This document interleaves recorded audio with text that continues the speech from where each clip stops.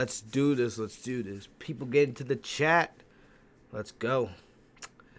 Yo, what up, everybody? It is your boy Fitzbug TV here, aka G-Lord33. I want to thank you guys, and I want to welcome you guys back here to the Legit Shoot podcast. Here with your Monday Night Raw review and results for April 20th, 2020. I want to thank you guys one more time for joining me here tonight. Hopefully, you guys are doing all right. Hopefully, you guys are staying safe and healthy as this quarantine continues. Man, it feels like we've been in quarantine forever at this point. And honestly, I don't even know when we're going to get through the end of this. It seems like every day the days get slower. It's like we're all getting used to quarantine life, and this is the way it's going to be for the rest of our lives. So, like, that's the way I'm just thinking. I know eventually this will all be over. I'm hoping, me personally, I'm hoping this is, it ends soon so we can have, like, some kind of summer. Because summer is my favorite time of the year. Plus, I really do want to go to SummerSlam this year. I already have the tickets already planned and everything. So, it would kind of suck if, we were able to go to SummerSlam. But hopefully you guys staying safe and healthy, because I know that's the most important thing. Thank you guys once again for joining me here tonight. And I'm going to be honest with you guys. I don't know how long I'm going to be. You guys know I say this all the time. Even when I don't have much to say, I can say a lot. And I'll end up, most likely going an hour like usual. But honestly, I don't really want to do the review tonight, because this show honestly sucked. This show was bad. And I'm going to be honest with you guys. It wasn't even about... You guys know I say...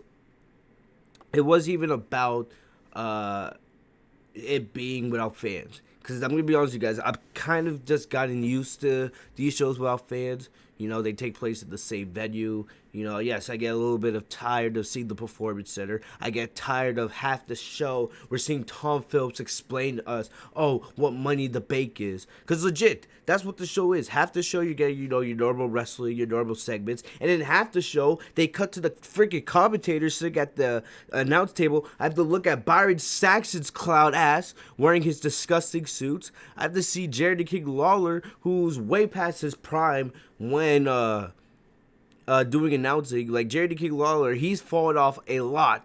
We all know JR and the King, they were the best commentary duo of all time. Even Michael Cole and Jerry the King Lawler, they were pretty good together. Even Cole, Lawler, and JB weren't bad. But this commentary team was terrible. And then half the time now, we're spending the program, they're cutting over to Tom Phillips so he can explain to us, what's on the Money the Big pay-per-view card.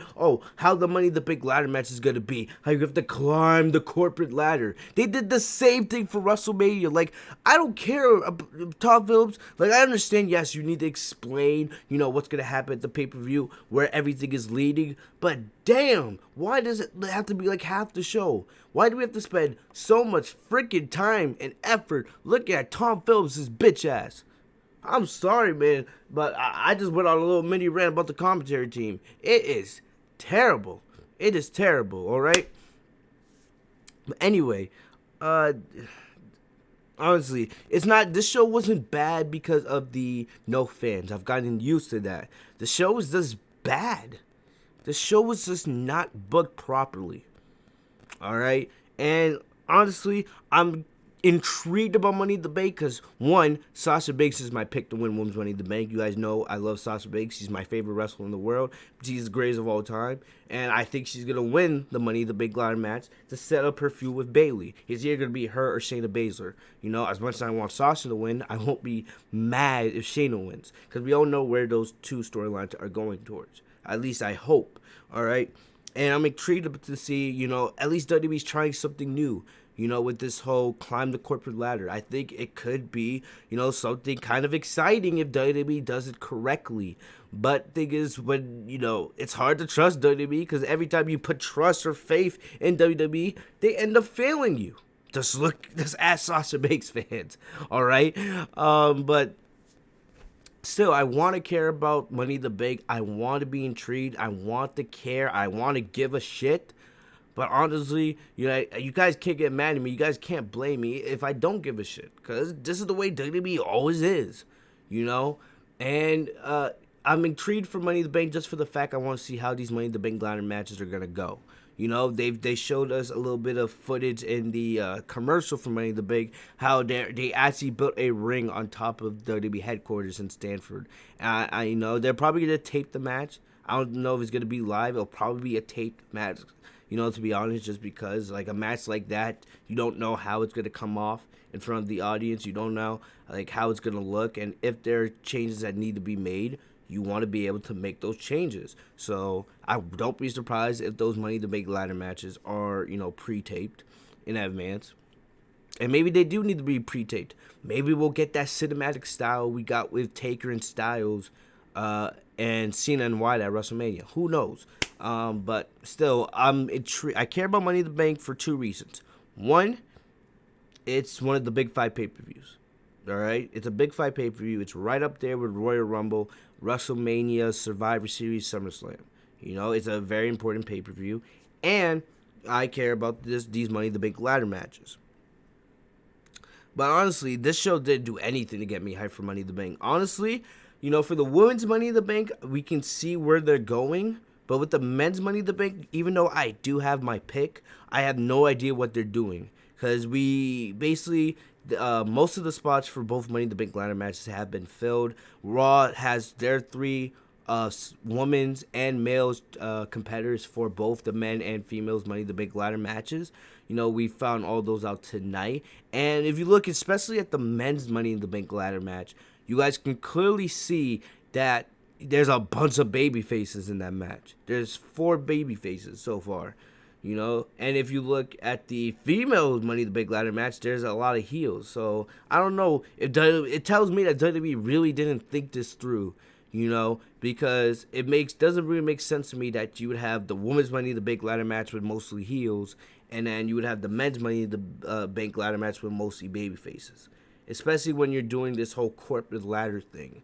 So I don't know. This tells me that WWE's just going off the wham. They're just, you know, just throwing darts at the wall at this point when it comes to their ideas, and it kind of pisses me off, you know. But we're gonna go through the review tonight. I'm gonna try to keep this short and sweet.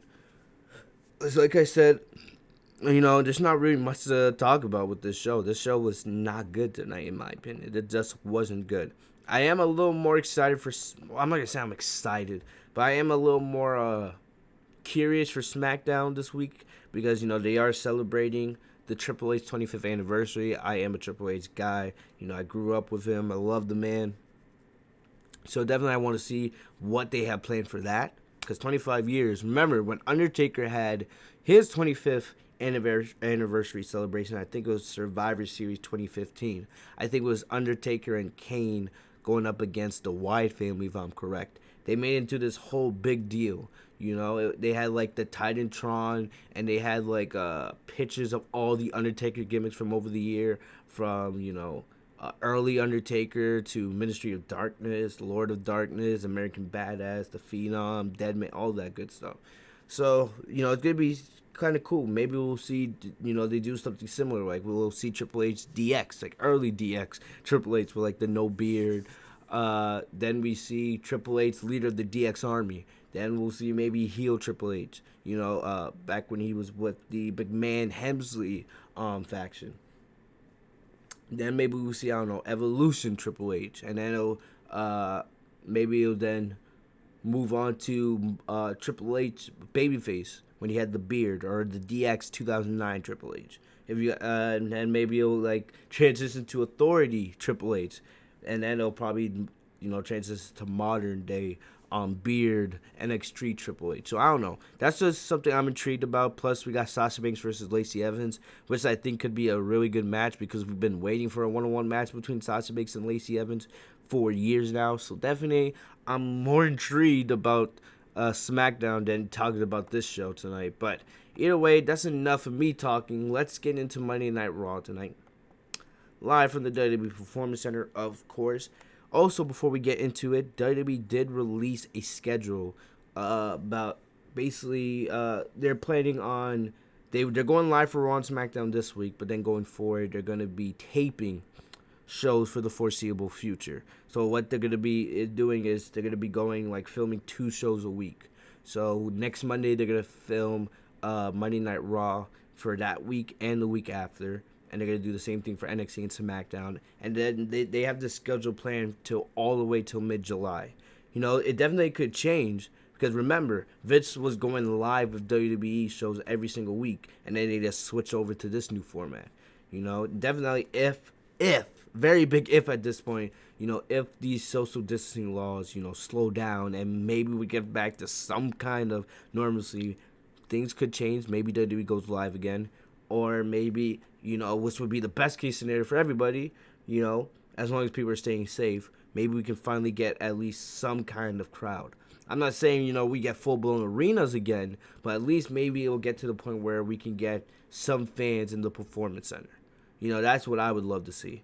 At least try to get us some fans inside the Performance Center or get into some smaller arenas so we could have some kind of, like, change of scenery, because it is getting very tiring, you know, seeing the Performance Center every single week, you know. But anyway, and that's and also that's one of the reasons why I'm kind of appreciating they're trying to, you know, be a little bit creative with this whole corporate ladder thing, you know, because it does get tiring seeing the Performance Center every single week, especially twice a week with Raw and SmackDown. All right, I agree with you, Landon. If Lacey Evans wins, oh, I'm gonna come on here because I didn't do a SmackDown review last Friday because honestly, when Lacey Evans' music hit during that dreadful Sasha Banks and Tamina match, and that wasn't because of Sasha Banks at all, that was all because Tamina sucks in the ring. She's just as bad, if not worse, than Nia Jax. You know, I legit told me, okay, I'm not doing a review. All right. Also, before we get into Raw, I know I'm saying a lot of different things, but I do know who are the hackers for, you know, the SmackDown hackers. So definitely, if you guys want me to make a video on that, slap a like on this video. If you guys are new to the channel, make sure to subscribe if you guys want me to drop that video, because I do know who the hackers are on WWE SmackDown. It's kind of obvious if you think about it, but yeah, but either way, let's get into Monday Night Raw tonight. And definitely SmackDown review this Friday, most likely, unless Lacey Evans wins and I get pissed off to the point where I don't want to do a review. Anyway, this was this may have been the only highlight. I don't know. I'll look through the rest of the card as we go through the review, but this may have been the only highlight for me personally on this show. Drew McIntyre kicked off Raw again. This was similar to last week. This was a very similar segment to last week. You know, one of the big focuses, not only the Money in the Bank qualifying matches, but how would Drew McIntyre respond? How would Drew McIntyre respond to Seth Rollins' attack from last week, the curb stomps he gave him to go off the air? And McIntyre came out. He welcomed the fans watching at home, and basically he said that he was not surprised that Seth Rollins attacked him last week. He said he expected it, especially now since he's the champ. When you're the champ, everybody wants to come for you because they want your gold. So he knew that being the champ would put a target on his back, and he doesn't even really blame Rollins for doing it. He said, if I was in your position, I probably would have done something similar. He said that the attack didn't surprise him and it didn't faze him. As he basically he made the challenge to Seth Rollins, basically saying, "Oh, if I want to be one of the greatest WWE champions of all time, I gotta face, you know, the best of the best." One thing that I will say about Drew McIntyre is I like how he's not just giving out challenges just like that. You know, one thing about Kofi Kingston is he was a fighting champion. Yes, he was, and Kofi was a pretty good WWE champion if you ask me. But he would accept any challenge that came his way. And it didn't even matter. Like, it could be a fan in the crowd, or it could be, you know, Brock Lesnar. It didn't matter who it was. He accepted the challenge. You know, I believe there was a time where he defended the WWE title in 2 times in one night, because he was facing off against Kevin Owens and Sami Zayn. I was like, what are you doing? I was like, yes, you're a fighting champion, but don't act foolish. Here's the thing with Drew McIntyre. When you look at Drew McIntyre, and my cousin just walked into the room because we work at the same building. Go Shout, I agree with you, bro, man. If I wasn't doing these reviews, I would not be sitting here right now. But going back to what I was saying, Drew McIntyre, when he comes out on the mic, he's serious and he's like, I will defend this championship against anybody if they deserve an opportunity. Like when Big Show attacked, what's his name, with Drew McIntyre at WrestleMania, he legit had the force. He had the force, Drew McIntyre to say yes to the challenge. He had, because Drew McIntyre was like, oh, I'm not going to face you tonight no matter what you said. I know what you're trying to do, and it's not going to work. Big Show legit had to slap him to actually get McIntyre to accept, which you can understand. But yeah, that you guys see my point. McIntyre is going to be a fighting champion, but he's only going to defend the title against you if you deserve it. Even though, Seth versus Drew, I know there's some people saying that Seth doesn't deserve a title opportunity, which he doesn't. He clearly doesn't. He lost at WrestleMania to Kevin Owens. So what? You lose a match at the grandest stage of them all, and just because you're Seth Rollins, you get a WWE Championship opportunity? No, I don't care. It has to be box office level to just get title shots whenever you want. I'm talking about the best of the best, the Stone Colds, the Cenas, the Undertakers, the Lesnars. Those are the people that get title shots, for doing nothing. Seth, you lost at WrestleMania. You really haven't, just because you stopped Drew McIntyre, you automatically get a WWE Championship opportunity.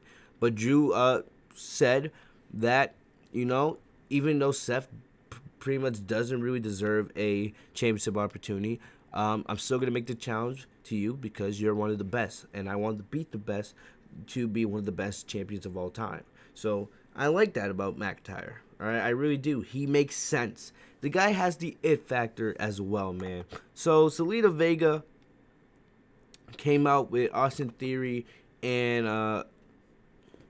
Angel Garza, and I love Zelina Vega. Not only is she beautiful, but man, oh man, she knows what she's doing. She has on the mic. So definitely Drew was like, hi Zelina. Zelina's like, hi Drew. And like, look, it's the number one thorn in my ass. And like, it. So definitely I like that little dynamic between Zelina and Drew there. But basically this was pretty much the same thing as last week. Last week we had Andrade versus McIntyre. And this week we were getting McIntyre versus Garza. And probably next week to do the trifecta, we will most likely get McIntyre versus Theory. But basically what happened here is Andrade attacked Drew out of nowhere. He had the upper hand but ran right into a Claymore kick. Devastating Claymore kick. I love it. The Claymore kick has become the new RKO out of nowhere. The Claymore kick legit comes out of nowhere. And it's the impact of it, it's like BAM! And I absolutely love it, man. It's like Randy still does the RKO out of nowhere. But right now, Drew, man, he has that out of nowhere effect as well. That Claymore kick can hit you at any time, any place, at any time during a match. He hits Andrade with the Claymore kick, but then Vega tries to get Theory and Garza in there to make the save, and they're like, no, I ain't going in there. So I will say this: it looked like WWE was trying to build up Garza, Theory, and Andrade as this new stable with Zelina Vega as the head honcho, but now it looks like they, these last 2 weeks, WWE has not done well really building them up. They just had Drew bury the whole stable. They did this last week and they did it again tonight in the opening segment and in the main event. Like McIntyre absolutely buried that 3-man stable tonight. And I understand Drew's the WWE champion and you gotta make him look strong, but still, it's a 3-on-1. At least you got to try to make them look somewhat, capable of taking McIntyre down. Andrade, Theory, and Garza are not scrubs. They're 3 of the best on Monday Night Raw, so they should be able to take down Drew. But Juice has been burying them right now. So I don't know what's it going to do for them in the long run. Maybe WWE's not afraid to do this since there's no crowd. But I don't think it's really the best way to be trying to build up this staple by having the WWE champion absolutely bury them 2 weeks in a row. And it'll probably continue next week on Raw as well. Afterwards, we saw McIntyre posing, doing the Zelina Vega and Andrade pose with the arm, which I found kind of cool. McIntyre, man, I don't know. Ever since he turned babyface early this year, man, I've really grown to like him. He's become one of my favorites on the main roster. And he has everything. He has the charisma. He has the mic power. He has the in-ring work. He has the build. He legit has everything to be the face of WWE. He really does, and I'm really glad he's finally getting his time to shine.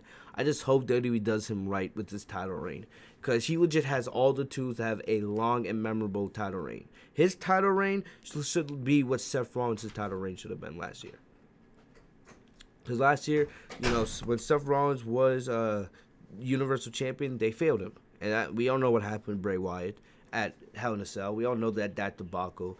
But with McIntyre, he has all the tools. And if WWE fails him, that would be really disappointing. Like, they have opponents for him.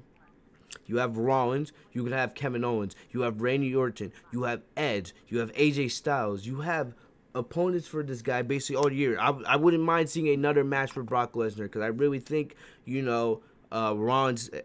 If you guys remember, when Seth Rollins had his second match with Lesnar at SummerSlam last year, they killed it. It was one of the better main roster pay-per-view matches of the year.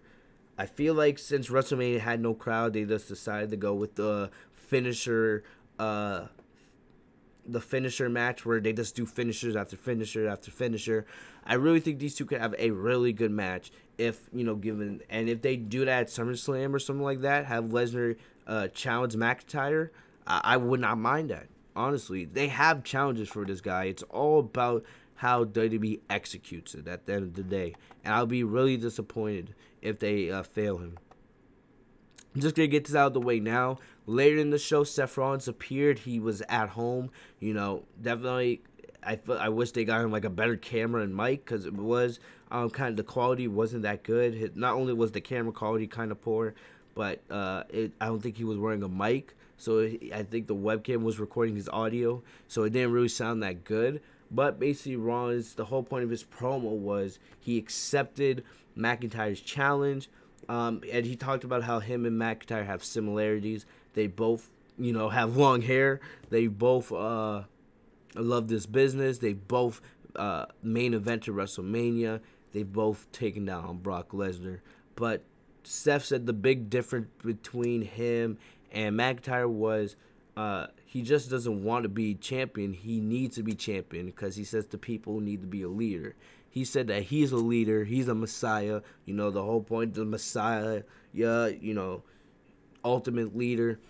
So you can definitely see it fits with his character, wanting to be WWE champion. Being the number one guy makes you look like this ultimate leader of the WWE locker room. So I can understand what they're doing here with this Rollins and McIntyre feud. I felt like it would have probably been a little bit better if Rollins was there this week.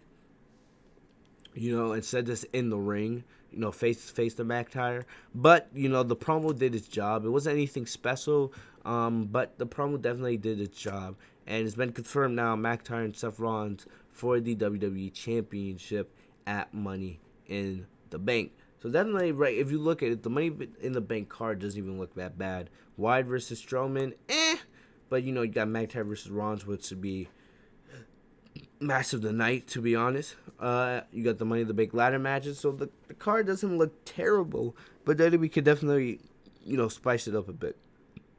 But Rollins' promo wasn't bad. Just the quality was off a little bit. And I wish he kind of added a little bit more emotion, but that's really all I got to say about that. Moving on, our first Money in the Bank qualifier match of the evening. It pitted Aleister Black going up against Austin Theory. Like I said, there's 3 Money in the Bank ladder matches or qualifying matches tonight. And this one was good. Really, like I've been saying, Zelina Vega has been awesome as of late with her gimmick. She has been, awesome. You know, even though the booking of her stable has been 50-50, and it pisses it pisses me off as well. But Zelina Vega has been, probably the best thing of Raw as of late. That's the reason why she's the thumbnail, But this was a really good match. We knew it was going to be a good match, even though I disagree with Austin Theory being on Raw so early in his career. I just don't feel I feel like he should have got some more experience down in NXT, especially given how young he is. The guy is only 22. And I don't know. That's my personal opinion. I just don't see WWE really pushing him where he needs to be or where he could be. Like the guy could definitely be a future world champion, but I just don't know or don't see WWE, booking him that way. But this was a good match. Aleister Black, in Theory, there was a really funny part. Black laid Theory down to the floor, and Zelina Vega got up from the announce table and she confronted her husband. At least on WWE TV right now, they haven't said anything about Zelina and Aleister Black's personal life and them having a relationship. Vega came down to the ring and started to say, "What are you doing? What are you doing right now? You're not playing fair. You're not playing by the rules." And Black was giving this funny look to Vega, and all of a sudden, Theory comes out of nowhere and throws Black into the steel steps. So I'm gonna give Vega a very good an A++ for her character work. Like, we know that they're married. They have a YouTube channel, and those two love each other in real life. But definitely Vega playing her TV character really well there. Really well. But the match, this was a pretty good match. Black won the match, of course, with the black mask. And just seeing Zelina Vega's reaction, her reaction is basically the thumbnail of this video when Black hit the black mask. But Black qualified for Money in the Bank. He was then interviewed by that clown Byron Saxton afterwards, and Black says, "I don't really know much about these Money in the Bank ladder matches, but at the end of the day, I'm gonna win Money in the Bank." And I'm definitely gonna say my favorite. If I had to pick somebody right now to win Mr. Money in the Bank based off of the competitors that we have, I would choose Aleister Black. The guy is legit the perfect Money in the Bank briefcase winner. And, definitely that could set up a Drew McIntyre and Aleister Black feud if they want. The thing about it is, it would be kind of tough because I just don't see Black. Black doesn't really fit a heel character. The guy's meant to be a babyface with that character. You have to go really dark to probably make an Aleister Black heel turn work. But then also you think about what's his name? I'm forgetting already. I don't know. I'm legit forgetting. But oh yeah, there we go. You can have Aleister Black potentially go to SmackDown, and because remember the Money in the Bank briefcase isn't just for the brand that you're on. You can go to any brand. He can go to NXT, SmackDown, Raw. I definitely think if Black wins the briefcase, I would love to see him have a program with the Fiend Bray Wyatt, because definitely those are the feuds we should be having on WWE TV.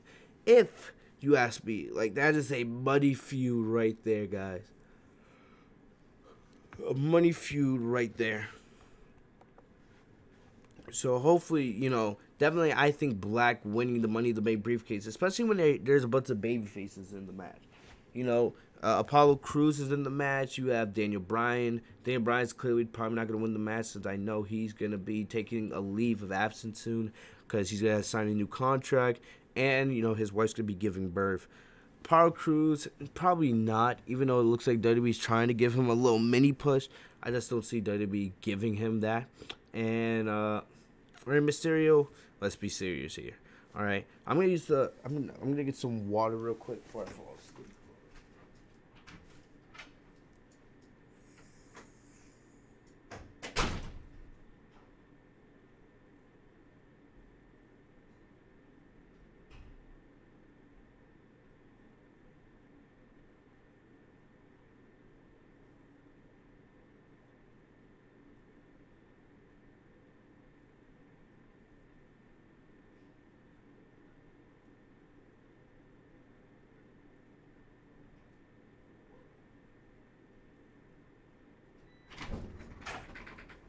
All right, guys, I'm back. Ooh. Facts. I see you. Yeah, how you say your name? Yinster12? Yinster12, I think. But yeah, I agree with you on that Apollo Crews bullcrap, man. Honestly, but we'll talk about Apollo Crews in just a little bit. Um, but yeah, either way, Black defeated Theory. I love the dynamic between Zelina Vega and Black, and you guys know I love Aleister Black. He's one of my favorites on the main roster. You know, definitely, I'm hoping he would definitely be my pick to win Money in the Bank, and I would love to see him feud with Bray Wyatt on SmackDown. I feel like that is money just waiting to happen. Like I hope WWE starts realizing what they have with Aleister Black. This guy is absolutely amazing, and it would be stupid, and it would really be a creative mishap if you ask me for them not to do that. But all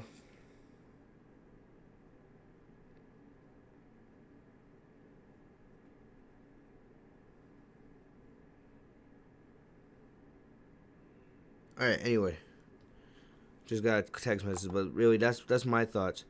Uh, what up, Eric? Good to see you, dude. People be sending me the weirdest texts during these streams. All right. See her make her debut. I will say one thing here. We have, and I complained about this. We have seen way too many squash matches since this Performance Center stuff started. That is something that has really pissed me off. We have seen a lot of squash matches. I know that this is getting a little bit of exposure for the NXT talent, but still, Indy Hartwell. I'm happy that she got her main roster debut, but it just sucks to see all this NXT talent just being brought up for squash matches. I wish they could make the matches a little bit more competitive because it would give the audience a little more introduction to these characters, and maybe it would give them more of a reason to tune into NXT on Wednesdays, to see, some of the younger talent, see how they develop, and get to know more of their characters and their personalities. It definitely would help NXT, and it would help the main roster. But definitely, I don't, oh, Jan Stir. All right, thanks, bro. All right, Jan Stir. Youngster12. All right. Are you a new subscriber? Because, yeah, I think this is the first time I've seen it in the chat. But anyway, Indy Hartwell versus Shayna Baszler. Like I said, the two options to win Women's Money in the Bank are Sasha Banks and Shayna Baszler. There's nobody else in that match. Like, you want to believe me that Nia freaking Jax could win Money in the Bank? Please, let Nia Jax win Money in the Bank and see if I do a Money in the Bank review. Because if I do, I promise you WWE will take it down within an hour. Within an hour, YouTube nor WWE will let me do a review if Nia Jax ever won Money in the Bank. Please, have mercy on my soul, alright? Dana Brooke, don't make me laugh. Alright, she should be stuck in quarantine making cookies for the kids in don't. Alright, I'm going to leave it at that before I say something that I don't want to say. But you guys understand that I don't want Dana Brooke nor Nia Jax to be winning Money in the Bank. Asuka, I like Asuka. You guys know I like Asuka. But I don't think WWE, I can't tell with Asuka. One day WWE is pushing her, another day she is in catering. It's like WWE can never figure out what they want to do with Asuka. Who else? That's pretty much it. We don't know the other two spots.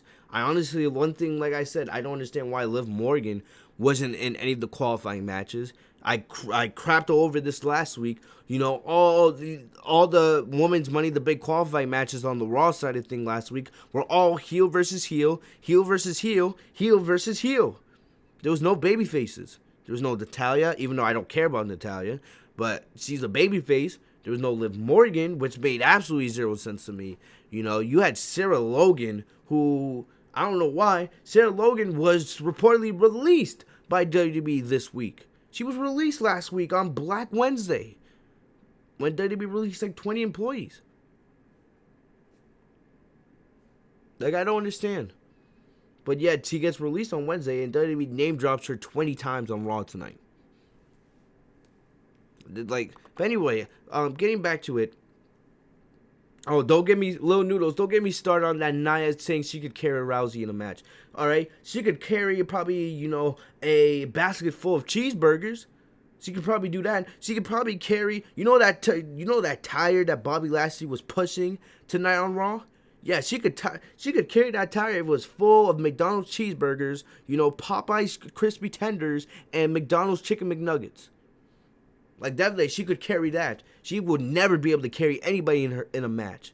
The only time she was ever good in any match was with Sasha Banks or with Ronda Rousey at Money in the Bank. Like, don't get me started. Anyway, Indy Hartwell versus Shayna Baszler. Like I said, Sasha Banks and Shayna Baszler. These are the two favorites for the Women's Money in the Bank match. Even though my favorite, of course, Sasha Banks. She's my pick as long as she qualifies on Friday. But if not, second choice would be Shayna Baszler. It would make the most sense for one of those two. If Shayna won, it would make sense for her to cash in on Becky. Definitely they're probably going to have another match between those two at some point. Don't get me started on Becky. For all you Becky Lynch fans, I say this every single week. Becky's 1 year as champion has been absolutely terrible. It's been terrible. Half the time she's not even on the show. I don't care how many people she's beaten. The only matches, the only feuds that you will remember from Becky's title reign are her feud with Sasha, probably a little bit of her feud with Asuka, and part of her feud with Shayna. What about all those other feuds she had with Charlotte, with Lacey Evans, with Natalya? We'll never talk about those because it was crappy garbage. And yet, look at this. Becky Lynch, she's the longest reigning Raw Women's Champion, not on Raw tonight. I'm kind of glad because we would have seen her cut another promo that means nothing. But still, you have no opponent for Becky at Money in the Bank? Yeah. But yet, no.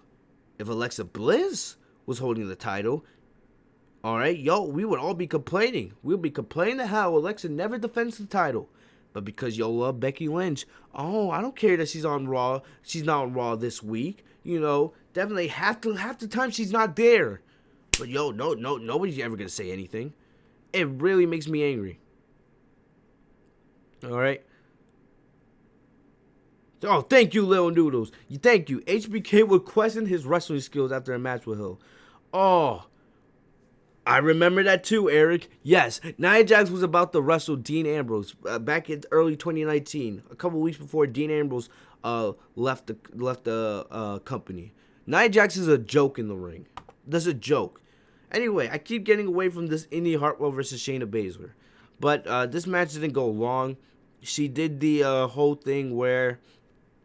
Same thing she did to Sarah Logan where she broke Hartwell's arm by stomping on it. It looked more gruesome last week when she did the Sarah Logan, but this week it didn't look as gruesome. It didn't look as ferocious. But after the match, of course, the ref stopped it. She got the victory. Mike Rome actually made the right announce call today. So congrats for him, Mike Rome. But then she goes backstage. She comes back with a ladder. I thought Shayna was going to climb the ladder, and try taking the briefcase, giving everybody a potential preview for the Money in the Bank ladder match. But instead, no, she takes the ladder and starts slamming Hartwell into it.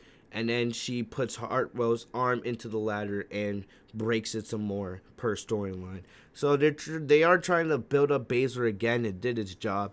Like I said, it's either going to be Baszler or Sasha. It's going to be one of those two at this point. Next up, we have Ricochet and Cedric Alexander versus Shane Thorne and Brandon Vink. More of the NXT talent. This was another Raiders last week because it looked like, they're setting up the Viking Raiders versus the Street Profits, which I don't really mind. But I do like this team of Cedric Alexander versus Ricochet. Like I said last week, if you have talent on the WWE roster that is not being used, honestly, just put them in tag teams. Honestly, WWE's roster is way too talented to not be used. What do I always say? The weakest part of the WWE main roster is the tag team division. Because WWE is either firing tag teams are getting injured. Like, look, the Luke Gallows, Carl Anderson were released last week, right? AOP is injured. Like, Raw's tag team division is pretty much dead. Pretty much dead. So, and you have so much talent backstage that is not being used. You know, Mustafa Ali and Chad Gable, they're probably the hackers on SmackDown. You know, but when was the last time we saw them on WWE TV? Even if they are the hackers in the storyline, hey, they could be a tag team, a formidable tag team in that tag team division. You know, if WWE's not using their talent, honestly, just put them in tag teams. It would be much better for them just being put in catering. All right, I appreciate it. I appreciate it, bro. I'm watching AEW, Impact, Ring of Honor, etc. You understand? I'm glad. That's why I'm here. I will take the suffering of watching Raw every single week just so I can get the news over to you guys. All right? I will take the suffering of for you. All right? Don't worry. I still don't understand why the OC got released. Like, still. Hey, Sarah Logan gets released and she's name dropped 15 times today on WWE TV. I don't understand it. Even though, you know, I hope some of these talents, you know, get their jobs back when this whole quarantine ends. Like, you know, a Zack Ryder, you know, like Finlay, the producer. And, you know, I'm still Mike Chioda, the best referee of all time. Like, I really don't understand, you know, what went into some of these decisions to cut certain superstars. Like, hey, how the hell did Zack Ryder lose his job, but Nia Jax is still on the main roster? Oh yeah, I forgot, she's The Rock's cousin, even though she's trash and garbage in the ring. Anyway, oh, speaking of Nia Jax, guess what's next on our list? Kairi Sane versus Nia Jax. This was a rematch of the burial Kairi Sane got a couple weeks ago. I didn't watch this match because I knew it was going to be a burial. You know, before the match, they tried to have Asuka giving Kairi Sane a Japanese prep talk backstage. And the prep talk did absolutely nothing. We knew where this was going. Nia Jax is in the Women's Money in the Bank ladder match. There was no way she was going to lose this match. But Kairi Sane should have not been buried. Why? Like I said 2 weeks ago, why couldn't you put Natalya in this spot? I don't give a crap about Natalya. I did give a crap about Kairi Sane. So why didn't you just put Natalya in this spot? No. Instead, for the second time in 3 weeks, Kairi Sane is buried to a loser, to the worst wrestler outside of Tamina in the WWE Women's Division, Nia Jax. I'd rather watch Dana Brooke than Nia Jax. You guys know how I feel about Nia Jax. Because legit, I don't want to say what I think about Nia Jax. Because she is trash in the ring. She looks like the mascot for Popeyes. I'll leave it at that. She is garbage in the ring. And I said this the last 3 weeks. Imagine being gone for an entire year and not getting better 1%. She is just as bad, if not worse, than she was when she left WWE with her injury a year ago. Honestly, at this point, let's get Nia Jax and Tamina back as a tag team. I don't want to see them in singles competition. It's going to be funny. Watch. It's going to be funny watching Money in the Bank and seeing Nia Jax attempt to climb up the ladder with her... Don't get me started. Nia Jax is terrible. Nia Jax is terrible. Did you guys see when freaking Nia threw Kairi Sane on her head? Almost broke her neck? Like, it's ridiculous how bad she is in the ring. Legit. I'm going to move this over just so I can get my charger. So give me like 10 seconds.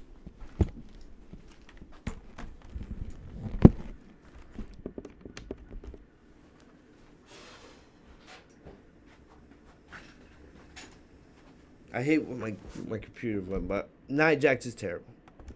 It's like, alright, that's terrible. You guys know this. She's terrible. Money in the Bank qualifier. MVP versus Apollo Crews. You know, MVP came out. Like I said last week, I don't understand why MVP is still wrestling. All these reports that MVP is going to become a producer. Why is he wrestling?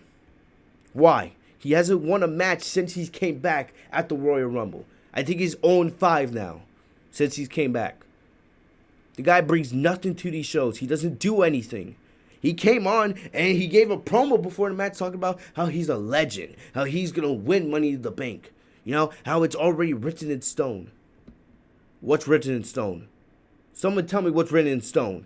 What's written in stone that Monday Night Raw is going to be bad every single week? That's something that's written in stone. It's written in stone that Vince McMahon has clearly lost his touch and he has dementia. That's written in stone. It's written in stone that Sasha Banks is the best female wrestler of all time. That is written in stone. It makes exactly no sense. All right, I love that comment, Yonster. Oh man, but then this match did nothing. You know, I'm glad Apollo Crews is winning some matches. You know, the guy is athletic and he's underused as hell. But damn, the match wasn't terrible or anything. I'm glad Apollo got the win. You know, but is Apollo really gonna win Money in the Bank? Probably not. Yes, he could do some crazy things, you know, on a ladder. The guy is, you know, athletic as hell. But is he going to win the match? Let's be serious here. All right, but Apollo got the win here. You guys you already knew that. Liv Morgan versus Ruby Riott. I guess they're going back to the continuation of this Riott Squad feud. Like, this is where I said earlier that Sarah Logan was name dropped about 4 or 5 times. All right. You guys know I like Liv Morgan. I still don't understand why she wasn't placed in the Money in the Bank ladder match. She wasn't even placed in a qualifier match. I don't understand that. But Liv Morgan is getting better in the ring each and every single week. Definitely Ruby Riott. You guys know how good Ruby Riott is. She's one of the most undervalued superstars in WWE. Just like Sonya Deville. You know, 2 of the most undervalued superstars in the women's division. Liv, I like Liv a lot. She has potential. I just don't know if WWE's ever going to let her get to that stage. I did also notice, it looks like, you know how WWE loves blondes. Just look at Charlotte, Alexa Bliss, Lacey Evans, who sucks. You know, it looks like Liv Morgan is starting to get that enhancement, if you guys know what I mean. If you guys looked at Liv Morgan tonight, it looks like WWE's starting to have her do that enhancement kind of stuff. So, anyway, Liv got the win here. She won with the springboard on Flatliner. So, I'm happy Liv got the win. I want to see her get a push, you know. So, definitely, I'm happy Liv got the win here. Moving on. Rey Mysterio versus Buddy Murphy. Good to see Buddy Murphy back on Monday Night Raw. We haven't seen him since before Mania because I think he was sick. So, it's good to see him. I thought Murphy was going to win this match. Just because, you know, we already had a good amount of baby faces in this match. But for some reason, Rey Mysterio won. I'm not against Rey Mysterio winning. It just doesn't make sense. Money in the Bank is legit a match that is built. It is built for heels. It is built for heels. Yonster, you got me laughing with these names in the comment section, bro. I'm not gonna say them here on the review because I want the video to stay monetized. But definitely, you got me laughing. But this was a pretty good match. It wasn't bad. Actually, it was actually a really good match. You know, probably the best match on the show, like it should have been. You know, I just don't really agree with the outcome. And also another thing, is Buddy Murphy still aligned with Seth Rollins? Are they still together, or is Seth Rollins just on his own now? Like, so try to make me understand that. But I really do think Buddy Murphy should have won this match. Next up, Kaden Carter versus Charlotte Flair. I like Kaden Carter from NXT. I feel like she's underutilized. She's just more used as a jobber, but she has talent. Charlotte Flair, this was her first match. This was her first official match since winning the NXT Women's Championship at Mania. And honestly, she hasn't done crap with the title. Charlotte Flair's NXT title reign has been absolutely terrible. It's been garbage. I know it's only been 3 weeks, but it's been legit garbage. It's been dog crap. You know, she has done nothing to elevate the NXT Women's title. She's done nothing to elevate the NXT Women's division. You know, but people will say, "Oh, she won. The NXT won the ratings the last 2 weeks." Shut your mouth. That was legit because AEW was bad the last 2 weeks. Had nothing to do with Charlotte. If you really think people are watching NXT because of Charlotte, then you need to get your eyes checked. Charlotte won, of course. I'm moving through this because these matches really didn't matter. It was a lot. Most of these matches just did not matter on this show tonight. Moving on, we had not Alistair. We had Akira Tozawa versus Andrade. My boy Tozawa gets buried again. I don't know why. The guy Tozawa is really good in the ring. Just go watch him on 205 Live. But he gets buried to Andrade. Can we start building up a contender for Andrade's U.S. title, please? When was the last time he had a legit contender for that title? Where's Kevin Owens? I'm still waiting for Kevin Owens and Andrade feud. And to end the show, well, no. We had Bianca Belair versus Santana Garlett. Another jobber match. Bianca won the match, of course. But hey, that's, it is what it is. And last but not least, we had Drew McIntyre versus Angel Garza. And McIntyre buried the entire stable. So yes, Selena Vega's stable that looked strong 2 weeks ago, completely buried tonight. Great job, WWE. You buried that entire stable tonight. They will never look the same. 3-on-1, McIntyre destroyed them.